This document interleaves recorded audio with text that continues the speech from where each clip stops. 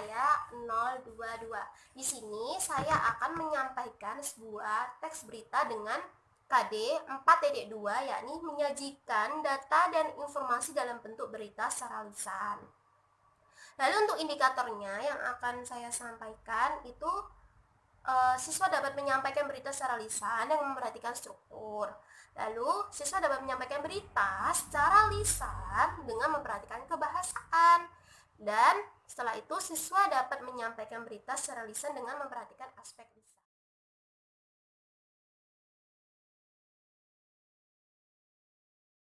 Assalamualaikum warahmatullahi wabarakatuh. Bagaimana kabarnya anak-anak? Masih semangat ya? Tetap stay at home di tengah pandemi ini. Kita harus tetap belajar. Kita tidak boleh melupakan kewajiban kita untuk tetap belajar dan semangat. Baik, langsung saja. Jadi kali ini Ibu akan menyampaikan materi mengenai teks berita. Teks berita itu sebelumnya sudah Ibu ulas ya, bahwasanya teks berita itu adalah sebuah peristiwa yang sedang terjadi di masyarakat, dan peristiwa itu ditayangkan melalui media cetak, bisa berupa televisi, bisa berupa radio, bisa berupa situs internet ataupun media cetak lainnya. Baik, untuk materi kali ini akan Ibu sampaikan kepada kalian bahwasannya untuk materi kita itu meliputi struktur teks berita, lalu kebahasaan teks berita, unsur-unsur teks berita, dan yang terakhir adalah cara menyampaikan berita. Kita ulas satu persatu, oke? Untuk struktur berita, ada yang tahu struktur berita itu apa? Jadi di sini Ibu akan memaparkan bahwasanya untuk struktur teks berita sendiri itu secara umum itu ada 3. Secara umum ya, itu meliputi orientasi berita, meliputi peristiwa, dan meliputi sumber berita. Jadi orientasi berita ini adalah sebuah berita yang di bagian awal, di mana berita itu berisi tentang pembukaan dari sebuah peristiwa yang akan dipaparkan. Dan umumnya orientasi berita ini itu berisi sebuah penjelasan singkat mengenai berita yang akan dibahas. Lalu kita masuk yang kedua, yakni peristiwa. Peristiwa itu adalah proses kejadian dari awal berita itu terjadi sampai akhir berdasarkan peristiwa. Dan itu fakta ya, harus sesuai fakta. Yang terakhir ya, ini sumber berita. Sumber berita itu apa sih, Bu? Sumber berita itu adalah dari mana sih asal sumber berita tersebut terjadi. Dan sumber berita itu tidak selamanya ditulis di akhir cerita. Jadi bisa di awal cerita, bisa di akhir cerita sumbernya. Lalu untuk kurikulum 2013 sendiri itu di dalam struktur berita itu ada 3. Apa ayo? Yang pertama yakni tubuh berita. Yang kedua badan berita, dan yang ketiga ekor berita. Jadi di dalam tubuh berita itu isinya itu sebuah pertanyaan adik Simba. Jadi di dalam pertanyaan adik Simba semuanya itu tercantum di awal berita yang ada di tubuh berita tersebut. Biasanya itu diawali dengan kata apa atau bagaimana. Misalnya berita tentang COVID ya, penanganan COVID di desa masing-masing. Berarti untuk tubuh beritanya itu kapan warga desa melakukan upaya pencegahan COVID di daerahnya masing-masing, seperti itu contohnya. Lanjut ya, setelah itu badan berita. Di dalam badan berita itu berisi tentang pertanyaan bagaimana. Biasanya itu ditempatkan pada badan berita kalimat tersebut. Bagaimana tuh gimana sih, Bu? Bunyi pertanyaannya untuk berita tema COVID. Contohnya tuh gini. Bagaimana upaya masyarakat dalam menangani pandemi COVID-19 ini. Misal jawabannya bisa berupa dengan cara masyarakat itu tetap mematuhi anjuran atau aturan pemerintah, tetap stay at home, tetap memakai masker bila keluar kemana-mana, dan selalu mencuci tangan dan membersihkan tangan selepas kita melakukan sebuah aktivitas dengan menyemprotkan sanitizer itu. Lalu yang terakhir itu ada yang namanya ekor berita. Jadi ya anak-anak, ekor berita itu berisi tentang informasi tambahan. Jadi di dalam berita itu biasanya seorang penulis berita itu mencantumkan informasi tambahan. Nah, informasi tambahan ini itu bisa di akhir berita sebagai apa ya, kemasan biar terkesan lebih menarik. Jadi seperti itu ya untuk materi kita yang pertama sudah Ibu jelaskan. Langsung kita masuk pada materi yang kedua, yakni kebahasaan dalam teks berita. Ada yang tahu nggak kebahasaan dalam teks berita itu seperti apa? Jadi Ibu akan menjelaskan ya. Di dalam kebahasaan teks berita itu meliputi 4 hal. Biasanya itu bahasa yang digunakan dalam teks berita itu harus mencakup bahasa yang baku, bahasa yang sederhana, nggak bertele-tele seperti itu. Terus komunikatif, terus netral atau objektif. Jadi kalian itu ketika membuat sebuah berita itu harus menggunakan bahasa yang mudah dicerna, mudah dipahami oleh masyarakat gitu ya. Untuk materi selanjutnya itu setelah kita membahas struktur berita, setelah kita membahas kebahasaan dalam teks berita, maka kita akan membahas mengenai unsur-unsur dalam teks berita. Unsur-unsur dalam teks berita itu di dalam bahasa Indonesia, sebelumnya kalian pasti mengenal 5W1H ya. Tapi di dalam pelajaran bahasa Indonesia, unsur-unsur teks berita itu kita namakan adik simba. Jadi adik simba itu merupakan singkatan dari apa, di mana, kenapa, siapa, mengapa, dan bagaimana. Di dalam kalian membuat teks berita mengenai pandemi COVID-19 ini misalkan, itu pasti kalian untuk mempermudah kalian membuat berita itu, kalian harus membuat rangkaian berita yang meliputi adik simba tadi. Jadi bisa kalian membuat pertanyaan dulu untuk kalimat apa, untuk kalimat di mana, untuk kalimat mengapa, kenapa gitu ya, dan bagaimana, serta apa tadi yang sudah Ibu bahas. Untuk materi tadi ya, ini strukturnya tadi udah, terus untuk kebahasaannya juga tadi udah ya, untuk unsur-unsurnya juga tadi udah Ibu ulas. Untuk cara yang terakhir materi kita, cara menyampaikan berita. Biasanya di dalam kalian menyampaikan berita itu kalian mesti gugup, berkeringat gitu, terus grogi, kadang itu bisa apa ya, salah gitu. Jadi untuk tips kalian dalam menyampaikan sebuah berita itu, kalian harus memahami materinya terlebih dahulu. Kalian pelajari materinya. Kalian mau menyampaikan berita dengan tema apa, isinya bagaimana, itu harus kalian persiapkan dengan matang-matang. Kalian latihan, biar ketika kalian perform, ketika kalian menyampaikan sebuah berita itu dapat secara lancar. Jadi kalian tuh nggak gugup lagi, kalian mudah dalam menyampaikan berita. Itu caranya yang pertama. Kita harus memperhatikan yang namanya intonasi, penting ya. Intonasi itu jadi kita itu harus tahu intonasi kita saat menyampaikan berita itu seperti apa. Lalu artikulasi yang jelas. Ketika menyampaikan berita itu biasanya itu kita menyampaikan secara gugup. Berita ini disampaikan gitu. Itu tuh lah, buang jauh-jauh. Jadi kalian ketika menyampaikan berita itu, kalian tuh harus tetap pede, harus tetap percaya diri. Pede atau percaya diri tadi ya, harus tetap menguasai materi seperti itu. Lalu volume suara dalam berita juga itu sangat mempengaruhi. Kadang tuh ada ya yang membacakan berita tuh secara lirih atau pelan. Untuk berita ini disampaikan gini gini gini. Seharusnya kita dalam menyampaikan berita itu kita harus dapat menyesuaikan suara kita dengan tema atau materi dalam berita tersebut. Misalkan ya, kita harus tegas ketika berita tersebut mengenai COVID.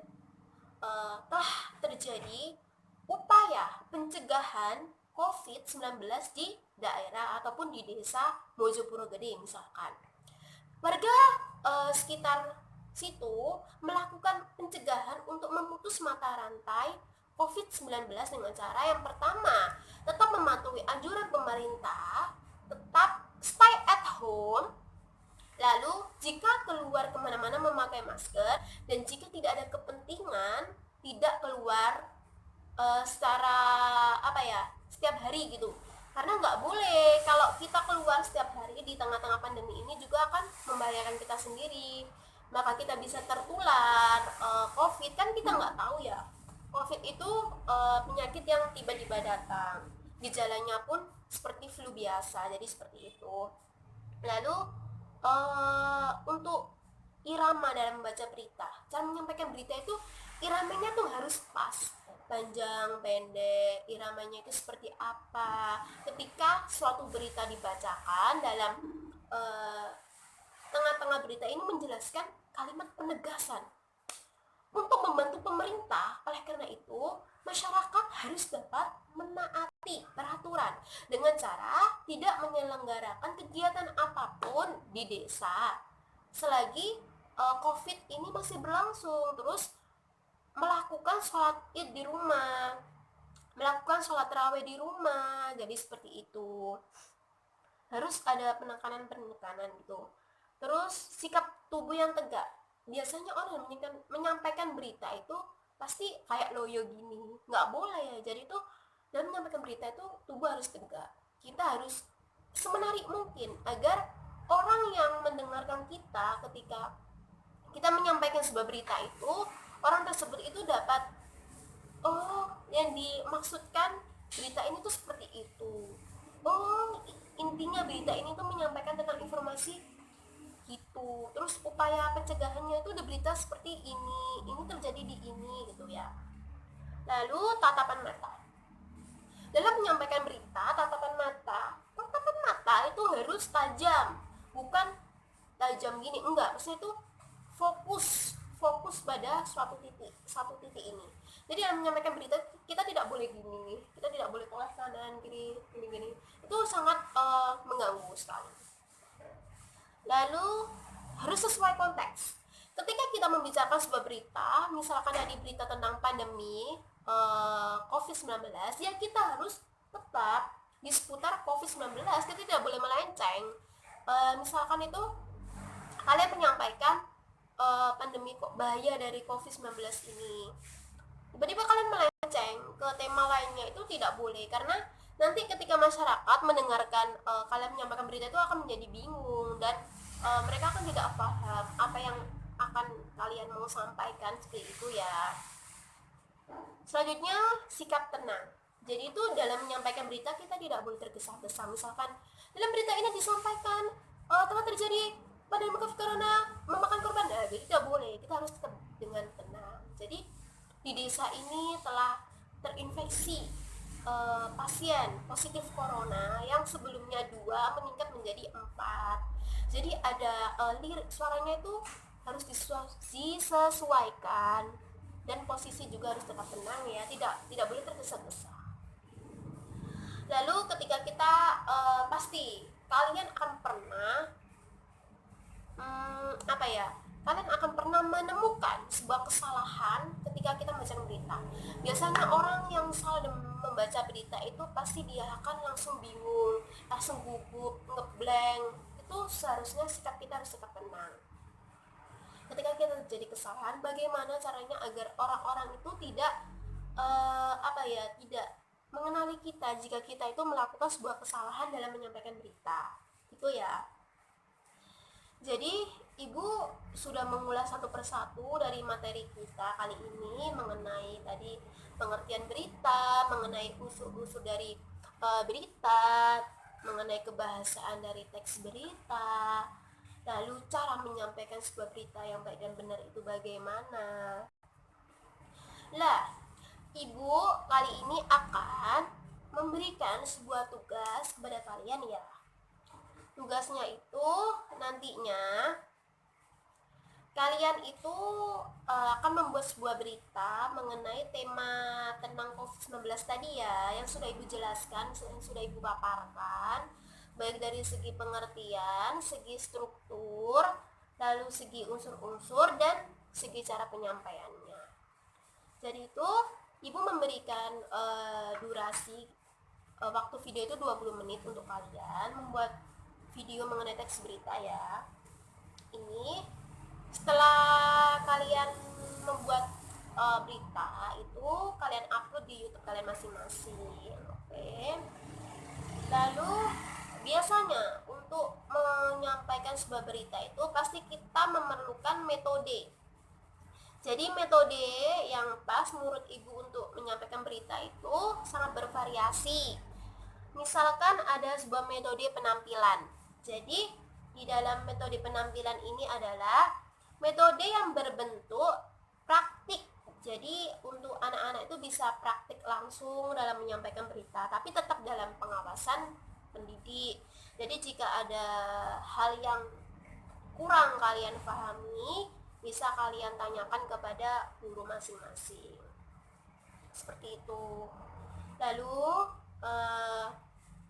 di dalam menyampaikan berita juga Ibu tekankan sekali lagi bahwasanya jangan lupa memperhatikan struktur berita. Jadi di dalam struktur berita sendiri itu harus mencangkup berita tersebut itu harus lengkap, berita tersebut itu harus urut, berita tersebut itu harus logis, dan berita tersebut itu harus tepat. Setelah struktur, kita tadi membahas kebahasaan ya, yang meliputi bahasa dalam berita itu harus bahasa yang baku, bahasa dalam berita itu harus bahasa yang sederhana, komunikatif, netral atau objektif. Setelah itu ada aspek lisan ya. Jadi dalam menyampaikan sebuah berita itu kalian juga harus memperhatikan aspek lisan. Aspek lisan ini apa sih Bu? Jadi aspek lisan ini itu siswa itu harus mampu menyampaikan berita itu harus sesuai dengan lafal, intonasi, mimik, dan kinesik.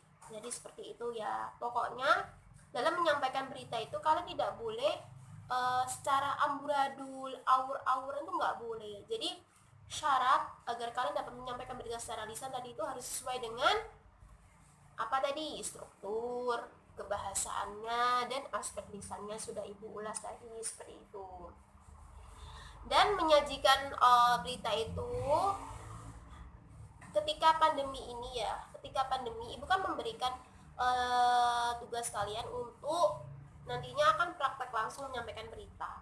Di dalam menyajikan sebuah teks berita ini kalian itu harus memperoleh informasi atau data yang akurat juga, supaya berita yang kalian suguhkan nantinya itu dapat dikemas secara menarik, dapat mempengaruhi masyarakat untuk membacanya, dapat memberikan informasi yang benar-benar bermanfaat kepada masyarakat, seperti itu.